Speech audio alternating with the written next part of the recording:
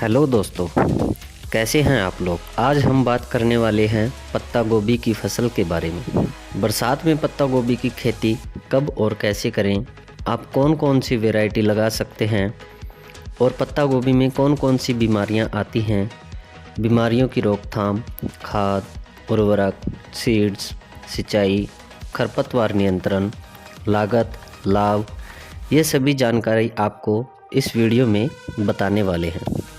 दोस्तों, आप चैनल पर पहली बार आए हैं और अभी तक आपने चैनल को सब्सक्राइब नहीं किया तो चैनल को सब्सक्राइब कर लीजिए ताकि आने वाली हर वीडियो का नोटिफिकेशन आपको सबसे पहले मिल सके। तो चलिए शुरू करते हैं।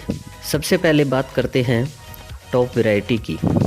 नामधारी NS 43, सैमनीज की वंडरबॉल और नामधारी NS 183 वैरायटी आती हैं।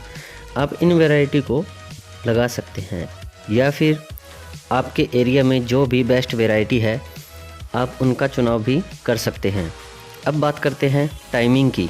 तो आप पत्ता गोभी की खेती बरसात में यानी जुलाई अगस्त में कर सकते हैं और आप पत्ता गोभी की खेती सर्दियों में करना चाहते हैं तो आप अक्टूबर नवंबर में पत्ता गोभी की खेती कर सकते हैं और गर्मियों में फरवरी महीने में आप पत्ता गोभी की खेती कर सकते हैं।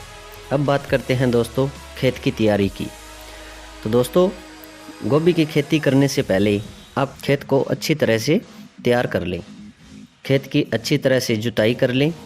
दोस्तों, अगर आप बरसात के मौसम में गोभी की खेती करना चाहते हैं तो खेत उत्तम जल निकास वाला होना चाहिए, यानी बरसात आने पर खेत में पानी का भराव नहीं होना चाहिए। दोस्तों, पत्ता गोभी की खेती आपको बेड बनाकर करनी चाहिए। बात करते हैं बेड की चौड़ाई की। तो बेड की चौड़ाई 2 से 2.5 फीट रखनी चाहिए। बेड से बेड की दूरी 2 से 2.5 फीट रखनी चाहिए और बेड की ऊंचाई 10 से 12 इंच रखनी चाहिए। अब बात करते हैं बेड की तैयारी की। तो जब आप बेड तैयार कर रहे हैं तो आपको super phosphate 100 kilogram, potash 30 kilogram, DAP 50 kilogram और गोबर की खाद 2 से 3 ट्राली डालकर आपको बेड तैयार करना चाहिए। अब बात करते हैं नर्सरी की। तो दोस्तों, नर्सरी आप 2 प्रकार से तैयार कर सकते हैं। नंबर 1 क्यारी बनाकर, नंबर 2 प्लास्टिक की ट्रे में भी आप नर्सरी तैयार कर सकते हैं। दोस्तों, आपको एक बात का ध्यान रखना है, जब आप नर्सरी तैयार करते हैं तो आपको 25 से 30 दिन का टाइम लग जाता है। तो आप खेती की प्लानिंग इस हिसाब से कर लें। अगर आप नर्सरी प्लास्टिक की ट्रे में तैयार करते हैं तो आपको कोकोपीट और वर्मी कंपोस्ट की ज़रूरत पड़ने वाली है। इन दोनों को आप अच्छी तरह से मिला लें और प्लास्टिक की ट्रे में भरकर एक एक बीज की रोपाई कर दें। अगर आपकी नर्सरी में फंगस का प्रकोप है तो आप कोई भी फंगीसाइड स्प्रे का इस्तेमाल कर सकते हैं। दोस्तों, जब आपकी नर्सरी 5 से 6 इंच की हो जाए तो आप पौधों की रोपाई कर सकते हैं। दोस्तों, जब आप पौधे की रोपाई कर रहे हैं तो रोपाई से पहले आपको अच्छी तरह से सिंचाई कर लेनी चाहिए। आप बेड पर मल्चिंग पेपर भी लगाकर गोभी की खेती कर सकते हैं।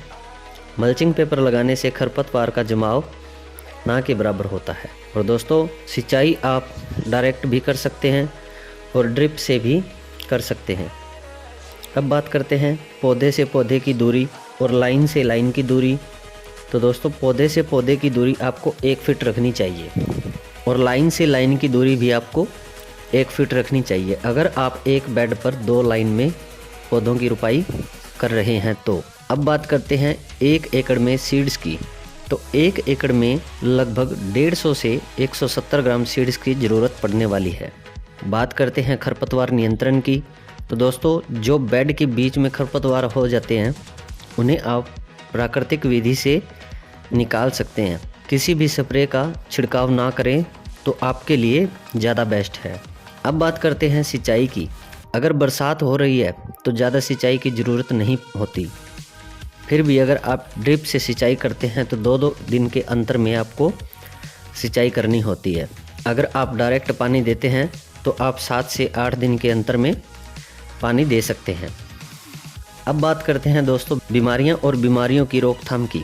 तो पत्ता गोभी में बहुत सारी बीमारियां आती हैं, जैसे इल्ली, सफ़ेद मक्खी, मच्छर, पत्तों का गलना, दीमक, फंगस आदि बीमारियों का गोभी की फसल में प्रकोप देखने को मिलता है। और दोस्तों इल्ली का प्रकोप आपको बहुत ज़्यादा देखने को मिलेगा। अब बात करते हैं इनकी रोकथाम कैसे करें।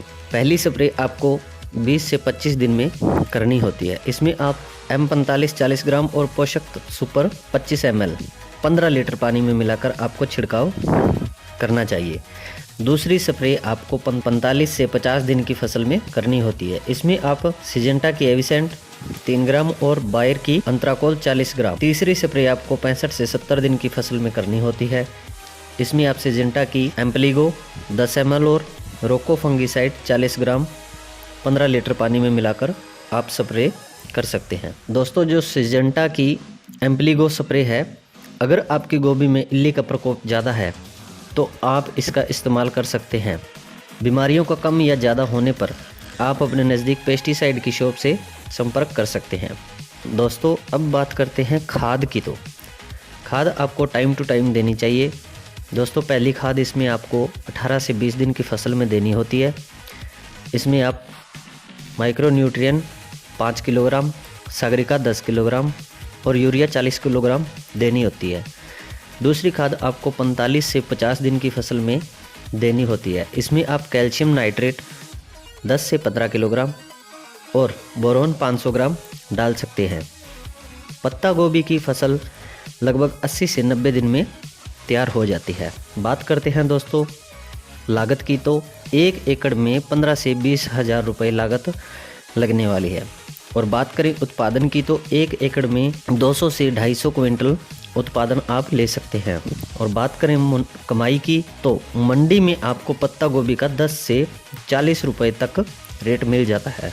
इस हिसाब से अगर आप पत्ता गोभी की खेती करते हैं तो आप कम लागत में ज़्यादा मुनाफा ले सकते हैं। अब बात करते हैं पत्ता गोभी खाने के कुछ फ़ायदे। तो दोस्तों पत्ता गोभी के सेवन से क्रोनिक डिजीज जैसे डायबिटीज़, मोटापा, हार्ट डिजीज आदि बीमारियों के खतरे को कम किया जा सकता है। एनर्जी बूस्ट करने के साथ पत्ता गोभी का सेवन करने से वजन कम करने में काफ़ी ज़्यादा मदद मिलती है। पत्ता गोभी में सल्फोराफेन पाया जाता है जो कैंसर से लड़ने में मदद करता है। यह कैंसर कोशिकाओं को बनने से रोकता है। तो दोस्तों आपको यह जानकारी कैसी लगी? अच्छी लगी तो लाइक करें और चैनल को सब्सक्राइब जरूर कर लें। धन्यवाद दोस्तों।